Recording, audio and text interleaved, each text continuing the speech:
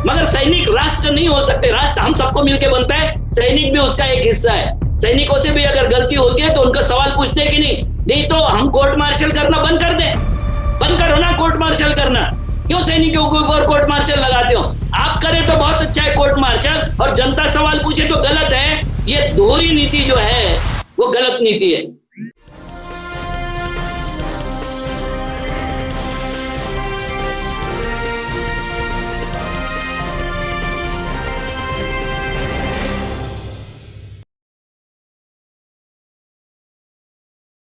Hello, नमस्कार, आदाब, सत श्री अकाल और अस्सलाम वालेकुम। मैं हूं मोहम्मद अहमद काज़मी, लेकर आया हूं आपका पसंदीदा कार्यक्रम आपके रूबरू। इस वक्त कई इश्यूज हैं जिन पर हमें बात करनी है, और आज मंडे है। अविनाश काकड़े जी से हम बात कर रहे हैं। नागपुर में हैं आप, और गांधीवादी विचारधारा के लिए जाने जाते हैं।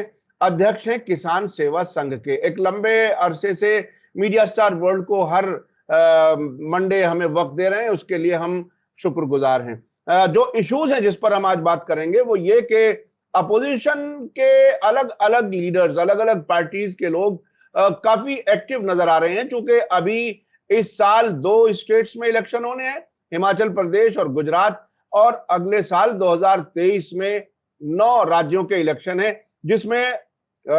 जिसमें मध्य प्रदेश, मिजोरम, राजस्थान, त्रिपुरा, कर्नाटका, छत्तीसगढ़ और तेलंगाना भी शामिल हैं। तो ये अगला साल भी काफी अहम होने जा रहा है। ये एक तरह से बीजेपी के लिए भी, चूंकि 2024 की तैयारी करनी है, और अपोजिशन के लिए भी ये काफी अहम दौर होगा, जिसमें ये तय होगा कि 2024 में क्या कुछ होने वाला है। इस पर बात करेंगे। इसमें शरद पवार जी ने एक बड़ा स्टेटमेंट दिया है।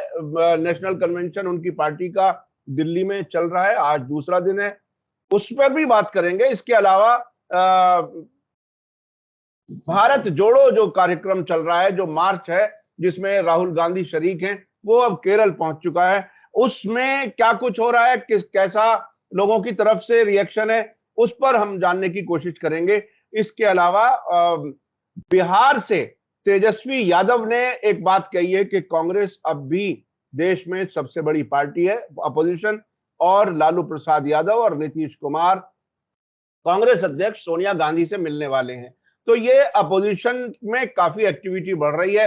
अब इसमें क्या कुछ होने वाला है ये समझने की कोशिश करेंगे, और आखिर में ये भी देखने की कोशिश करेंगे कि बीजेपी को इतनी मेहनत क्यों करनी पड़ रही है कि राहुल गांधी की टी शर्ट की कीमत कहीं से पूछ करके आए हैं पब्लिक में बताने के लिए। क्या कुछ है इस पर, और इसके अलावा किसानों के कुछ ऐसे इश्यूज हैं जिस पर हम बात करेंगे, क्योंकि अविनाश काकड़े जी किसान सेवा संघ के अध्यक्ष हैं। काकड़े जी, वेलकम है आपका। मीडिया स्टार वर्ल्ड को आपने समय दिया। आप बताइए कि ये शरद पवार जी का जो बयान है, क्योंकि आप महाराष्ट्र से हैं, एनसीपी की सरकार, एनसीपी और कांग्रेस और शिवसेना की सरकार कुछ दिन पहले ही वहां गिरी है। क्या कुछ है शरद पवार जी का एक ओवरऑल मुल्क में एक बड़े कद्दावर सियासी लीडर के तौर पर उन्हें समझा जाता है, देखा जाता है। आप कैसे देख रहे हैं इसको? जी नमस्कार। सारे देश के विरोधी नेता, जो बीजेपी के विरोधी नेता है, अपने अपने तरीके से खामेबंदी कर रहे हैं, खेमेबंदी कर रहे हैं। और ये खेमेबंदी खुद को बचाने की कसरत ज्यादा है, देश को बचाने की कसरत उसमें कम है। क्योंकि देशव्यापी इशू जो है वो कोई नहीं ले रहा है। देशव्यापी इशू जो लेना चाहिए था, देशव्यापी इशू के बारे में बोलना चाहिए था, उससे ज्यादा अपना वजूद कैसे बचा रहे। क्योंकि बीजेपी ने, आपको देखा, राष्ट्रीय अध्यक्ष ने बोला कि जो स्थानिक पार्टियां है, छोटी पार्टियां है, राज्य स्तरीय पार्टियां, उनको समाप्त करना बीजेपी का एक अगला निशाना है, अगला इशू है। और उसमें रिएक्ट करके ही नीतीश कुमार जी ने गठबंधन तोड़ा, और तेजस्वी यादव और लालू प्रसाद जी के पार्टी में उन्होंने गठबंधन जोड़ के सरकार बना दिया। तो उसके आफ्टर शॉक्स जो है वो ये सरकार बनी है। अब देखते हैं कि शरद पवार जी ने बोला कि दिल्ली के समक्ष नहीं झुकूंगा, क्योंकि छत्रपति शिवाजी भी, आपको पता है कि औरंगजेब के दरबार में झुके नहीं थे, ना औरंगजेब की सल्तनत के सामने झुके, और इतना लोहा लिया है कि उनके मरने के बाद, उनके शहजादे के मरने के बाद भी उनकी बहू जो थी तारा रानी ने इतना जंग लड़ा यहाँ महाराष्ट्र में कि आखिर में औरंगजेब जी की कब्र बन गई यहाँ। और औरंगजेब की कब्र आज भी महाराष्ट्र में है, तो वो संदर्भ लेके उन्होंने बोला कि दूसरा पेशवा भी वहां जब गया था तो तालकटोरा स्टेडियम में उसने डेरा डाला था अपना, और वहां से उसने दिल्ली को चैलेंज दिया था, वहीं बैठ के दिल्ली में चैलेंज दिया था। उसके बाद का जो ये है कि हमारे यशवंतराव चौहान भी उस वक्त के हमारे यहाँ अग्रलेख छपते थे कि सह्याद्री हिमालय के मदद के लिए दौड़ा और ये हुआ। ये स्थानिक लेवल पर अपनी अपनी संतुष्टि के लिए अपने अपने प्रदेशों को संतुष्ट करने के लिए बात अलग है, ये बात होनी चाहिए। सबका संतुष्टिकरण करने का सबको अधिकार है, राजनीति करने का भी अधिकार है, मगर जब तक कॉमन मिनिमम प्रोग्राम ये सब लोग नहीं बनाएंगे और बीजेपी को हटाना ये कॉमन एजेंडा नहीं रहेगा, जब तक कुछ नहीं होगा। अब आपको दो उसके बारे में दो उदाहरण देता हूं कि केसीआर ने अलग राष्ट्रीय पार्टी बनाने का मंसूबा जाहिर कर लिया क्योंकि उनके सामने बीजेपी विरोधी नहीं है। दूसरा चौटाला ने भी किया, अभी जेल से छूट के आए, मथुरा से जेल के कृष्ण जन्मभूमि से छूट के आए, उन्होंने भी नीतीश कुमार, शरद पवार, सीताराम येचुरी, एचडी देवेगौड़ा और विशेष तौर से मेघालय के गवर्नर सत्यपाल मलिक को भी बुलावा भेजा है कि आप आइए हम बड़ी रैली करते हैं। तो हर एक की अपनी खेमाबंदी है, क्योंकि चौटाला का विरोधी वहां कांग्रेस है, केसीआर का मतलब चंद्रशेखर राव का जो विरोधी है वो कांग्रेस है, और नीतीश कुमार और लालू का विरोधी बीजेपी है। बात समझ गया?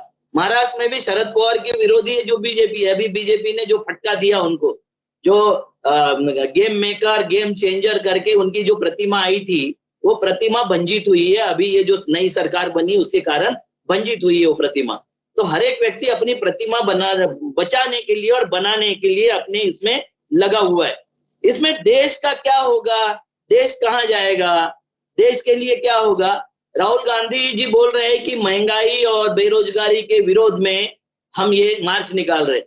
उनको पूरा प्लान देना चाहिए कि बेरोजगारी कैसे कम करेंगे, किस तरीके से कम करेंगे। क्या ये प्राइवेट जो हो गई प्रॉपर्टी उसको हम छीन लेंगे, उनके तरफ से हम छीनेंगे? स्पष्ट तौर से बोलना चाहिए, नहीं तो लोगों को अपील नहीं होगा। जैसे 2 करोड़ रोजगार देने का झोल जो दिया था उसने जुमला बाद में बोल दिया मोदी जी ने, वही उसी तरीके से ये भी जुमला लोगों को लगे ना, इसलिए हमको पूरा फुल प्लान देना चाहिए कि किस तरीके से बेरोजगारी हटाएंगे। दूसरा ये प्लान देना चाहिए कि महंगाई कम करेंगे, मतलब क्या करेंगे, कैसे करेंगे? कि खाली किसानों का अनाज फ्री में बांटने का काम जो हमने किया सब सरकारों ने, वही काम दोबारा चलते रहेगा, और बाकी सारी महंगाई, इंडस्ट्रियल प्रोडक्ट की महंगाई, ब्याज दरों की महंगाई, ये सारी महंगाई उसी तरीके से चलती रहेगी और हमारा उसी तरीके से इकोनॉमी चलेगी। क्योंकि इस वक्त इकोनॉमी पर बोलने की बहुत ज्यादा जरूरत है। इकोनॉमी पे कोई नहीं बोल रहा, दुनिया की सारी सरकारें इकोनॉमी चला रही है। अर्थशास्त्र सबसे ऊपर पहुंच गया है, उसके नीचे राजनीति और धर्मशास्त्र उसके नीचे है। ये दुर्भाग्य है देश का कि यहाँ धर्मशास्त्र को सबसे ऊपर रखा गया है। 3rd ग्रेड की किताब मानी जाती है अभी सब दुनिया में, धर्मों की किताबें को 3rd ग्रेड दिया जाता है। सबसे ऊंचाई पर वहां है अर्थशास्त्र, दूसरे नंबर पर है राजनीति और तीसरे नंबर पर पहुंच गया धर्मशास्त्र। तो हम दुनिया से शीर्षासन करके कैसे चलेंगे, ये शीर्षासन को हम कैसे पलटेंगे, ये स्पष्ट नीति जब तक पब्लिक के सामने नहीं आएगी, राहुल जी को लोग उस विश्वसनीयता से नहीं लेंगे। लेना चाहिए, बिल्कुल विरोध की जरूरत है, विरोध के साथ होना चाहिए, मगर इसके शैडो में अगर सारी विरोधी पार्टियों को लाना है तो आपका डिस्कर्स आपको नया पैदा करना पड़ेगा। खाली हम संघ को हटाएंगे, बीजेपी को हटाएंगे ऐसे बोल के नहीं होगा। तो हटा के हम क्या करेंगे, ये जनता आज उनसे सुनना चाहती है। दूसरा, मैं एक सजेशन देता हूं, देना नहीं चाहिए मगर सजेशन देता हूं कि कांग्रेस ने हर तहसील लेवल पर, हर ग्रामीण लेवल पर राहुल जी के समर्थन में झंडा मार्च निकालना चाहिए। दिन में 1 घंटा तो चले उनके समर्थन में। ये सब अपने अपने काम अगर नहीं करेंगे, अपने अपने जिलों में नहीं करेंगे तो पदयात्रा हो जाएगी 150 दिन की पदयात्रा, उसका संदेश नहीं पहुंचेगा। क्योंकि पदयात्रा कितने स्टेट में पहुंच रही है आपको पता है, चुनाव वाले किसी राज्य में पदयात्रा टच नहीं कर रही है आपको पता है। तो कार्यकर्ताओं को प्रोग्राम अगर नहीं दोगे तो कार्यकर्ता आपके पदयात्रा की खामियां निकालेगा और वो उसको सशक्तता से विरोध नहीं करेगा, क्योंकि लंबी दूरी की पदयात्रा है, 150 दिन चलने वाली पदयात्रा है। इसलिए कार्यकर्ताओं को प्रोग्राम होना चाहिए, ये मेरा सजेशन है। माने तो ठीक है, नहीं माने तो मुझे कोई आपत्ति नहीं। ये बहुत ही अहम बात की थे, ताकि जगह जगह हर गांव, बस्ती, शहर, हर जगह वो मैसेज जाना चाहिए जो कांग्रेस के लीडर्स कहना चाहते हैं। अच्छा, अभी एक एक और जो मूवमेंट है जिसका मैंने शुरू में जिक्र किया, वो लालू जी और नीतीश कुमार सोनिया गांधी से मिलने वाले हैं। तेजस्वी का भी एक बयान कांग्रेस के बारे में आया है। इसको आप किस तरह से देख रहे हैं? क्या नीतीश कुमार कांग्रेस के साथ कहीं मिलकर के कोई तालमेल करके आगे बढ़ना चाहेंगे? क्या क्या कुछ इशारा है, क्या लगता है? देखो, उन्होंने जब सरकार बनाई थी तो कांग्रेस के नेता के साथ में बात करके ही बनाई थी। वहां चूंकि बीजेपी विरोधी है तो उनको कांग्रेस का साथ जरूर चाहिए और कांग्रेस को साथ में लेके चलेंगे। और तेजस्वी जी ने जब देखा कि कांग्रेस को रिस्पांस केरला भी मिलता, उनको पता है, राजनीति का पता है, उनके साथ भी है और राजनीति का पता भी है। तो बीजेपी को अगर कोई टक्कर दे सकता है, क्योंकि बीजेपी अभी भी इतनी बड़ी नहीं हुई है कि जैसे कांग्रेस हटाओ करके सारी पार्टी इकट्ठा हुई थी, बीजेपी हटाओ के नाम से सारी पार्टी इकट्ठा नहीं होगी, क्योंकि नॉर्थ ईस्ट में कोई वजूद नहीं है। नॉर्थ ईस्ट में भी बहुत ज्यादा वजूद नहीं है और साउथ इंडिया में भी बहुत ज्यादा वजूद नहीं है। तो है कहीं कहीं केरला में क्या वजूद है, तमिलनाडु में क्या वजूद है, तेलंगाना में क्या वजूद है, आंध्र प्रदेश में क्या वजूद है, नहीं है। कर्नाटक में वजूद बाकायदा नफरती चिंटू पैदा करके उन्होंने किया है। इसलिए ये सारी पार्टियों को इकट्ठा लाना है तो प्रोग्राम देना पड़ेगा। और तेजस्वी जी ने जो कबूल किया है कि पैन इंडिया पार्टी है आज भी कांग्रेस, ये सही बात है। तो कांग्रेस को भी ये समझना पड़ेगा कि हम पैन इंडिया है और सबको साथ में लेके ही हमको इनका विरोध करना पड़ेगा। सबको इसमें साथ में लेने इसमें का मतलब ये नहीं होता कि कोई आपको ब्लैकमेल कर ले, ये नहीं होता है, मतलब ये नहीं होता है। आपका वजूद कायम रख के उनको न्यायपूर्वक उनके हिस्सा देना चाहिए और उस तरीके से समझौता होना चाहिए।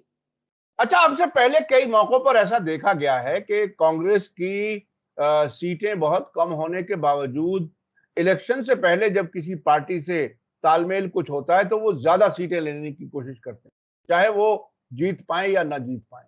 क्या अब कहीं कांग्रेस में कोई ऐसी रियलिज्म कहीं आपको लगती है कि जो रीजनल पार्टियां हैं उनके साथ ईमानदारी से, और जिसमें कहा जाता है कि सब जहां हम दूसरे नंबर पर थे, या उस तरह का कोई फॉर्मूला क्या कांग्रेस अब एक्सेप्ट करने किसी हालत में है?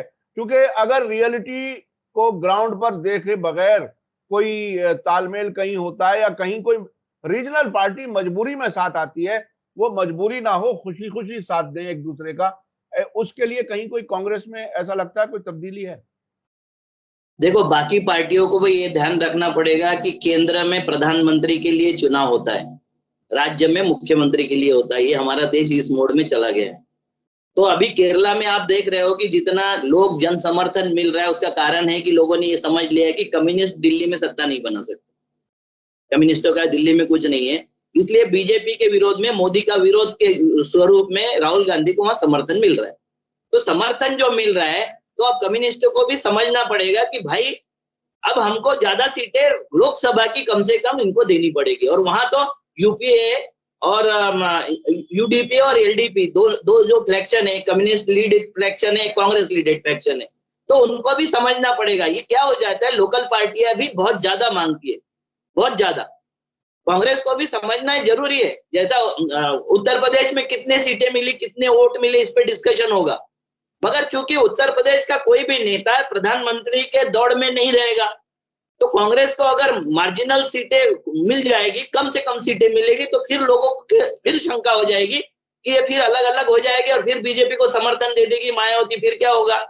तो ये सशक्त जो गठबंधन उभरना चाहिए, तो जो बड़ी पार्टी होती है उसको ज्यादा सीटें देने के लिए प्रयास करना चाहिए। ये शरद पवार जी भी इस बारे में उस तरीके से नहीं सोचते हैं। आपने देखा धीरे धीरे एनसीपी की सीटें बढ़ रही है और उसकी सीटें कम हो रही है। जैसा बीजेपी ने शिवसेना के साथ में किया। शिवसेना का एक जमाने में 171 सीटें होती थी विधानसभा में और 117 सीटें थी बीजेपी की। मगर निगलते निगलते उन्होंने बराबरी पर ला लिया और उसके बाद भी 45 सीटें हराने के लिए उन्होंने विद्रोही कैंडिडेट खड़ा कर दिया। और यही बोलते हैं कि गद्दारी शिवसेना ने किया। वहां उनके साथ में रह के पीठ में छुरा घोटने का काम जो बीजेपी ने किया था। बीजेपी को हमारे यहाँ बोला जाता था कि ये बनियों के ब्राह्मणों की पार्टी है। गांव में बीजेपी शिवसेना के कंधे पर चढ़ कर गई, ये वो अमान्य करते। और यही सबसे बड़ी दुविधा है। ये जब गठबंधन होते हैं तो उसमें दुविधा यही होती है। अच्छा, ये टी शर्ट वाली क्या कहानी है? टी शर्ट राहुल गांधी बहुत महंगी पहन रहे हैं। क्या वो मोदी जी का वो सूट जो है उसके बारे में भी कोई जिक्र नहीं करता? अब क्या है ये, क्या इसका क्या मतलब है, क्या कहना चाहते हैं? नहीं देखो, टी शर्ट का उस तरीके से जवाब ही नहीं देना चाहिए था जिस तरीके से जवाब दिया गया। टी शर्ट का मामला इसलिए उठाया गया था कि हमारी जो आदरणीय नेता है ईरानी मैडम, स्मृति ईरानी मैडम, उनका एक मामला उसी दिन उभरा था, उसी दिन उभरा, और वो मामला बाहर दब गया। अभी वो मामला ये था स्मृति ईरानी जी का कि एरेक्स रोड्रिक्स नाम के जो वहां के वकील थे, जो आरटीआई में उनकी सारी इंफॉर्मेशन निकाल के उनका जो ये था होटल सिली सार्स, ये कैफे बार और होटल था, उसकी जो पोल उन्होंने खोली थी, उसमें और जानकारी उसी दिन उनके पास में आई थी और उन्होंने प्रेस में बताई थी। वो जानकारी ये थी कि एफएसएसआई के लाइसेंस में स्मृति ईरानी के नाम से ही लाइसेंस था, उनके कंपनी के नाम से लाइसेंस था ईरानी परिवार के, और उस कंपनी में उनके शेयर जो थे वो 75% शेयर है। वो कंपनी का नाम है एटॉल फूड एंड ब्रेवरेज। इस कंपनी में 75% अकेले ईरानी परिवार के शेयर है और उसी के नाम से ये कंपनी चल रही है, होटल भी चल रहा है। अब ये बोलेंगे कि हमारे नाम से हमने लिया है लाइसेंस मगर होटल चलाने को दूसरे को दिया, तो आपको एक बात और बताता हूं, उन्होंने ये भी निकाला था कि जोमेटो के साथ में एग्रीमेंट जो है उस पर फूड लाइसेंस भी इन्हीं का डाला हुआ है। बात कितनी बड़ी है देख लो। और उसके बाद में संचालित भी वही कर रहे हैं, सिली सोर्स से ही संचालित हो रहे हैं, दोनों के एड्रेस भी एक ही जगह है, सिली सोर्स के और ये कंपनी का एड्रेस भी एक ही जगह है, जीएसटी का नंबर भी एक ही डाला है, सब जगह पर जीएसटी का नंबर, मतलब होटल में जो बिल फटते उसके नंबर भी वही है। उनका जो 31 मार्च 2021 का बैलेंस शीट जो है उस पे भी सिली सोर्स के क्या खरीदा गया था और क्या बेचा गया ये इनकी कंपनी में दर्ज है। इनकी जो कंपनी आपको बताया था atoll food and beverage company में दर्ज है। और उसके बाद में कंपनी के घोषित उद्देश्यों में शराब बेचना, होटल चलाना ये उद्देश्य है। अब आप मुझे बताइए कि ये सब इतना होने के बाद, और मैडम ने एफिडेविट में कोर्ट में बोला है कि ये मेरा नहीं है, ये एस्टेब्लिशमेंट मेरा नहीं है, तो एफिडेविट देना मतलब 7 साल की सजा वाला अपराध है। अब सजा होगी कितने दिन में होगी, मगर सजा होना तय है। अब ये 5 साल में होगी, 25 साल में होगी, 50 साल में होगी, मरने के बाद होगी, क्योंकि चूंकि कोर्ट हमारे कितने जल्दी सुनवाई करते आप देख रहे हो। महाराष्ट्र के मामले में सुनवाई पे तारीख दी जा रही है, और हमारे यहाँ के जो आदरणीय एक थे गोस्वामी, उसके लिए तुरंत कोर्ट खुल जाता है और सारे वायलेट करके, सारे नियम वायलेट करके वो गोस्वामी को बेल देने के लिए सुप्रीम कोर्ट डायरेक्शन दे देता है। सुप्रीम कोर्ट बेल नहीं दे सकता तो डायरेक्शन देके उन्होंने काम किया एंटीसिपेटरी बेल का। तो कोर्ट भी इस तरीके से हमारे चल रहे हैं। तो 7 साल की सजा से ईरानी को बचाने के लिए, अपनी बीजेपी की फजियत से बचाने के लिए ये टी शर्ट का मामला निकाला। अब टी शर्ट का अगर मामला निकालते हो तो कोर्ट का मामला क्यों नहीं भूल जाते हो, गॉगल का मामला क्यों भूल जाते हो, मफलर का मामला क्यों भूल जाते हो, भाई दिन भरे में 4 ड्रेस बदलने का मामला क्यों भूल जाते हो, जो ड्रेस एक बार पहना हो दूसरे बार नहीं पहनने का मामला क्यों भूल जाते हो, ये सब नहीं भूलते हो। आपको तुरंत इशू दबाने के लिए जो भी करना पड़ता है वो पूरी गैंग टूट पड़ती है, और उसके ट्रैप में सारे विरोधी आ जाते हैं, सारे पत्रकार आ जाते हैं। जो गोदी मीडिया के पत्रकार तो उनके बताए अनुसार करते हैं, मगर सोशल मीडिया में भी आप देख लेना, जैसे ही उनका वो आया था तो मोदी कितना पहनते थे ये सबको पता है, मोदी क्या पहनते थे, कैसा पहनते थे। हमको ये भी पता है कि भाई तड़ीपार शाहजी का मफलर कितने का था। हमें ये भी पता है कि बाजवा के बेटे के साथ में गलबाही कैसे कर रहे थे अमित शाह जी के बेटे, जो बाजवा के साथ में झप्पी लेने से देशद्रोही हो गए थे सिद्धू, और ये इनका बेटा उससे झप्पी पा रहा था उसकी गर्लफ्रेंड के साथ में। तो उसके बाद में भी हमको नहीं समझ में आता है कुछ भी, क्योंकि बात को समझना पड़ेगा। उनके जाके अखाड़े में उनके तरीके से लड़के कुछ नहीं होगा। आपको जो मुद्दा मिला था वो मुद्दे से उनको पूरा नेकेट करना चाहिए था, ये मुझे लगता है। तो ये आपने बताया कि मीडिया मैनेजमेंट किस तरीके से किया जाता है कि जैसे ही कुछ सामने आए फौरन दूसरा इशू उठा दो ताकि सबको उसमें उलझा दिया जाए और बहस ना हो, बिल्कुल चर्चा ना हो। तो ये बहरहाल ये गोदी मीडिया प्लस जो सोशल मीडिया की उनकी टीमें हैं वो काम करती हैं, तो जाहिर है सब मिल करके जिस तरफ चाहते हैं लोगों को बिजी कर देते हैं। अब मैं आपसे जानना चाहूंगा कि किसानों के कुछ मुद्दे हैं जो बहुत ही अहम इश्यूज हैं। गडकरी साहब का भी कोई बयान आया है। आप कुछ थोड़ा सा बता दीजिए क्योंकि आप किसान नेता हैं और किसानों के इश्यूज पर आप अक्सर बोलते हैं। आप दिल्ली में भी किसानों के उस प्रोटेस्ट में, उस अभियान में बार-बार आए और अपनी बात रखी। अब आप बताइए कि क्या नई चीजें क्या हैं? दक्षिण कोरिया ये टेक्नोलॉजिकली बहुत आगे चला गया देश है, मगर दक्षिण कोरिया में भी 3.8 लाख युवा गांव की तरफ लौट गए हैं। उस मुहिम को वो बोलते हैं क्विचोन मुहिम। गांव की तरफ वापस चलो वाली मूवमेंट चल रही है दक्षिण कोरिया में। आप समझ रहे हो, दक्षिण कोरिया टेक्नोलॉजिकल हब है पूरे दुनिया का। उसमें भी गांव की तरफ चलो मुहिम चल रही है। उन्होंने अपना शब्द दिया है उसको। उसके अगेंस्ट में हम अभी टेक्नोलॉजी में कहीं नहीं है सर, कहीं नहीं है टेक्नोलॉजी में। उस गांव में देखो, हमारे यहाँ तो ये हालत है, हम बता देते हैं आपको, 15 लोगों की लिस्ट है। एलन मस्क, जेफ बेजोस से लेके गौतम अडानी, बर्नार्ड अर्नस्ट से लेके बिल गेट्स से लेके चार्ल्स कोच तक, ये 15 लोगों की लिस्ट है जो ब्लूमबर्ग ने जो अरबपतियों की लिस्ट घोषित किया था। उसमें जितने सारे लोग हैं अन्य देशों के लोग हैं, उन्होंने टेक्नोलॉजी पर फायर करके अपने पैसे बढ़ाए। बात को समझो, टेक्नोलॉजी पर फायर करके बढ़ाए। और हमारे यहाँ के जो बड़े हैं, विविध व्यवसाय, मतलब सरकार को अपने कब्जे में लेकर इन्होंने अपने व्यवसाय बढ़ाए हैं। ये कौन से देश है? तो इसमें भारत है मुख्य तौर से उसमें चीन है, मैक्सिको है, और कुछ इसमें फ्रांस और अमेरिका का कुछ हिस्सा है उसमें लगा हुआ। तो ये अन्य उद्योगों में जो बाकी उन देशों में भी है, उसमें ग्राहक उपयोगी वस्तु है। मगर अन्य देशों में जो हुआ है उसका कारण ये है सर, हमारे यहाँ 2 तरीके से पूंजीवाद बढ़ा रहे। पूंजीवाद, हमारा सारा पुलिस महकमा पूंजीवाद को बचाने में लगा हुआ है, उनको सुरक्षा देने में लगा है। हमारे यहाँ संसाधनों की लूट करवाना, यह हमारे प्रशासन और शासन का मुख्य उद्देश्य हो गया। संपत्ति, सार्वजनिक संपत्ति तो सबकी है, जनता की संपत्ति है। किसी धनवानों को देके 5 करोड़ की बोली किसने लगाया और दूसरा बोला कि 10,000 करोड़ मैं देता हूं, तो 10,000 करोड़ वाले के संरक्षण में पुलिस उतर जाती है और फिर वहां से आदिवासियों को, गांव को रिप्लेस करने में, वहां से भगाने में वो पूरी की पूरी सेना का उपयोग करती है। अब ये सेना उपयोग किसके विरोध में हो रही है? किसानों के और मजदूर के विरोध में हो रही है। किसके लिए हो रही है? उद्योगपति के लिए हो रही है। और ये जो पूंजीवाद है, ये पूंजीवाद आपके खेतों तक भी आएगा। खेतों तक आने का तुरंत प्रयास किया था, अब ये फोर्सफुली आने का प्रयास फिर से करेंगे। और दूसरी क्या लूट करते हैं ये? तो मजदूर जब वहां जाता है, उसको लगता है कि मेरी वाजिब मूल्य नहीं मिल रहा, किसानों का वाजिब मूल्य नहीं मिलता है, मजदूरों का अपने मजदूरी का मूल्य नहीं मिलता है, तो वो फिर आंदोलनरत हो जाते, विरोध करते हैं, फिर पुलिस आती है और मारती है उनको। तो ये सरकार का उपयोग क्या हमको दबाने के लिए किया जाएगा पूरे दुनिया में? पूंजीवादी देश ये कर रहे हैं, मगर जिसने समाजवाद को ये किया था वो देश में भी अगर ऐसा होता है तो ये चिंताजनक बात है। और मैं आपको एक बात बता देता हूं, ये सरकार के बारे में मुझे कोई शंका नहीं है कि ये पूंजीवाद की पोषक सरकार है। और पूंजीवाद भी एक लिमिटेड लोगों का पूंजीवाद, 2, 4, 10, 50 लोगों का पूंजीवाद है जो ये सरकार चला रही है। ये अमेरिका और जो यूरोप है उससे भी घातक पूंजीवाद है। हम दो और हमारे दो वाला जो पूंजीवाद चल रहा है, ये किसानों के विरोध में है।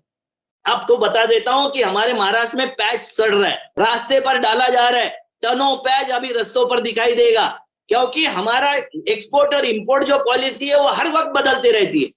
हमारे पैच सड़ते रहते हैं, टमाटर सड़ते रहता है, गेहूं की ऐसी तैसी होती रहती है, अनाज सारे खत्म हो जाते हैं। हमारे जो अरहर की कीमत बढ़ती है तो तुरंत अडानी बाहर से इंपोर्ट कर लेता है। इसकी कोई स्टेबिलिटी नहीं है हमारे पास में, इसकी कोई पॉलिसी भी नहीं है। उद्योगपतियों को फायदा हो, इतना ही हमारा उद्देश्य रहता है। अब हमने गेहूं पर एक्सपोर्ट बैन कर दिया। अरे 6 साल चल जाएगा, इतना गेहूं हमारे पास स्टॉक होने के बाद आपने क्यों एक्सपोर्ट बैन किया? क्योंकि आपको लिकर इंडस्ट्री को देना है, आपको सैनिटाइज इंडस्ट्री को देना है, आपको जो फूड वाला बनाते, काऊ फूड बनाते हैं या बकरियों का और इसका मुर्गियों का फूड बनाते, उन फूड वालों को देना है, आपको मैदा आटा जो बनाते उनको देना है। तो किसानों के हाथ में कुछ नहीं पड़ना चाहिए, किसानों को कुछ नहीं मिलना चाहिए, मजदूरों को कुछ नहीं मिलना चाहिए। ऐसी पॉलिसी ये सरकार की है। मैंने इसीलिए शुरुआत में कहा कि ये पॉलिसी में क्या बदलाव करेंगे और उस बदलाव से मजदूरी पर और उस बदलाव से बेरोजगारी पर, उस बदलाव से महंगाई पर क्या इफेक्ट होगा, इसकी ब्लूप्रिंट राहुल जी को रखनी चाहिए सामने। यानी आप ये कह रहे हैं कि किसानों के खिलाफ जो कानून लाए गए थे, जो मजबूरी में वापस लिए गए, अब भी दूसरे रास्ते से, चोर रास्ते से वही काम हो रहा है कि किसानों को उनकी जमीनें छोड़ने पर मजबूर कर दिया जाए। क्या कुछ है, मतलब थोड़ा सा और बताइए। जी सर, हम एक लड़ाई लड़े थे हिंदुस्तान को आजाद कराने की, क्योंकि उस वक्त हम कॉलोनी बने थे। आज सारे जंगल, पहाड़ और गांव कॉलोनी बनाने के लिए हमारी पुलिस प्रयास करती है। पूरे के पूरे प्रयास उसी लिए चल रहे थे। और ये बच्चे भी जो पुलिस में है, वो बच्चे भी किसानों के हैं। मतलब गरीब के विरोध में गरीब का संघर्ष खड़ा कर दिया है अमीरजादों ने। ये जो अमीरजादे की शासन है, और अमीरजादों ने गरीब के विरोध में गरीब के बच्चे का संघर्ष खड़ा किया। और वो संघर्ष खड़ा करने में क्या बताया उन्होंने? सांसद हमारी बेकार है, राष्ट्रीय मानवाधिकार आयोग बेकार है, सर्वोच्च न्यायालय बेकार है, हमारी सारी जो संवैधानिक संस्था है वो बेकार है। और अच्छा क्या है? तो अच्छा है धार्मिक अंधविश्वास, पुरुषवाद, पूंजीवाद, सैनिकवाद। आप देखो, सैनिकों पर कुछ भी बोलो तो पूरा देश, ओ सैनिकों का अपमान किया, सैनिकों के बारे में शंका व्यक्त किया, सैनिकों से सवाल पूछा। सवाल से मुक्त इस देश में कुछ नहीं होना चाहिए, क्योंकि हम डेमोक्रेसी में जीते हैं। ना पार्लियामेंट सवालों से मुक्त होनी चाहिए, ना सैनिक सवालों से मुक्त होने चाहिए। क्यों होने चाहिए? तीन तीन सैनिकों को, सैनिक प्रमुखों को लाके बैठा के मोदी जी का जब समर्थन करते हैं सैनिक लोग, उस वक्त सवाल नहीं होने चाहिए क्या? इलेक्शन के पहले जब सैनिक मरवाए जाते हैं, जब नहीं सवाल होने चाहिए? जब आपके जो पाकिस्तानी खुफिया एजेंसी को लाके हमारे हवाई अड्डों का निरीक्षण और सर्वेक्षण करवाया जाता है, हम सवाल क्यों नहीं करेंगे? तो ये सैनिक पर सवाल मत करो, धार्मिकता पर सवाल मत करो, पुरुषवाद पर सवाल मत करो, मर्दवाद पर सवाल मत करो, राष्ट्रवाद पर सवाल मत करो। और सबको समान न्याय का प्रतीक जो बनाना था, तो हमने सम्मान का प्रतीक बना दिया। ये सब सम्मान की बातें हो गई। भैया ये रोजमर्रा की बातें, हमारे साथ में संघर्ष है। आज पूरा संघर्ष किसानों का किसी से चल रहा होगा, पुलिस से चल रहा है, प्रशासन से चल रहा है। हमारे 6 शत्रु है। एक है पटवारी, दूसरा है ग्राम सेवक, तीसरा है हमारा कृषि अधिकारी, चौथा है बैंक का अधिकारी, पांचवा है विपणन अधिकारी, और छठवा पुलिस वाला। इनसे संघर्ष चल रहा है। इनके द्वारा पूरा किसान, पूरी मजदूर और पूरा मेहनत कश लोगों को जो दबाया और लूटा जा रहा है, उसके विरोध में बोलना, अगर राष्ट्रवाद के विरोध में बोलना, देश के विरोध में बोलना अगर हो जाएगा, तो फिर देश में होगा क्या? किस तरीके से बात रखेंगे हम लोग? इस पे सवाल है। आज मेन सवाल ये है, सैनिक हमारे गर्व है, मगर सैनिक राष्ट्र नहीं हो सकते। राष्ट्र हम सबको मिलकर बनता है, सैनिक भी उसका एक हिस्सा है। सैनिकों से भी अगर गलती होती है तो उनका सवाल पूछते हैं कि नहीं? नहीं तो हम कोर्ट मार्शल करना बंद कर दें। बंद करो ना कोर्ट मार्शल करना। क्यों सैनिकों के ऊपर कोर्ट मार्शल लगाते हो? आप करें तो बहुत अच्छा है कोर्ट मार्शल, और जनता सवाल पूछे तो गलत है। ये दोहरी नीति जो है वो गलत नीति है। बहुत बहुत शुक्रिया अविनाश काकड़े जी।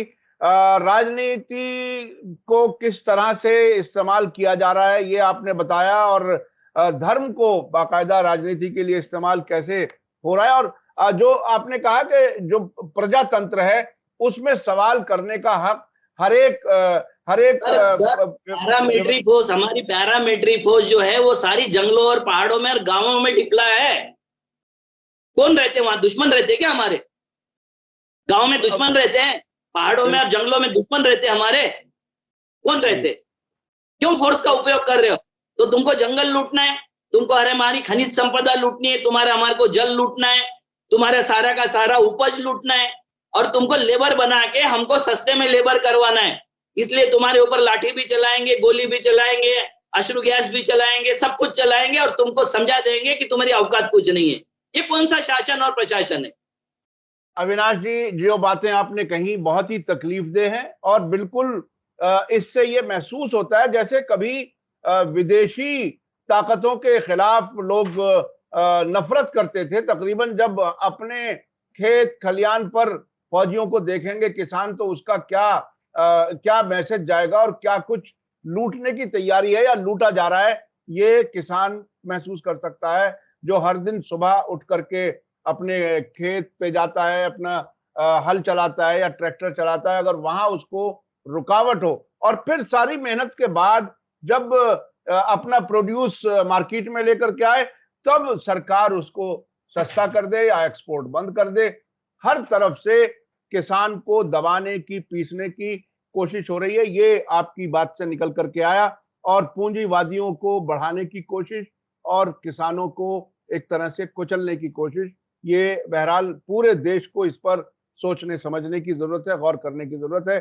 आपने विपक्षी दलों का हाल एक भी बताया। रिक्वेस्ट करना चाहता हूँ, एक जी जी रिक्वेस्ट करना चाहता हूँ। जी जी। मेरे चैनल पर मैं अभी हिंदू और हिंदुत्ववाद, इसमें हाँ, फर्क के 45 वीडियो अभी रोज लोड करने वाला हूँ, 1-2 दिन में। जी आपके जी जी दर्शकों को अगर बता दे जी जी जी, आपकी हिंदू बिल्कुल और बिल्कुल। हिंदुत्ववाद में क्या मैं फर्क है। मैं अपने दर्शकों को एक बार फिर रिक्वेस्ट करूंगा कि आप अविनाश काकड़े जी के यूट्यूब चैनल पर जाकर के उनकी और वीडियो देख सकते हैं और बहुत ही बेबाक अंदाज में अपनी बात रख रहे हैं। और मैं समझता हूं कि ये हमारे सभी जो दर्शक हैं, जो सब्सक्राइबर्स हैं, वो उस तरफ जाएं, उस चैनल को भी देखें, तो बहुत कुछ आपको जानने के लिए मिलेगा। बहुत बहुत शुक्रिया अविनाश काकड़े जी, आपने हमें समय दिया। इसी के साथ मुझे दीजिए इजाजत। धन्यवाद, शुक्रिया। जय भारत, जय हिंद। मीडिया स्टार वर्ल्ड के और वीडियो देखने के लिए हमारे चैनल को सब्सक्राइब करें और सीधे नोटिफिकेशन पाने के लिए बेल आइकन दबाएं। और अगर हमारी खबर सच्ची और अच्छी लगे तो अपने व्हाट्सएप, इंस्टाग्राम, फेसबुक और ट्विटर अकाउंट पर जरूर शेयर करें।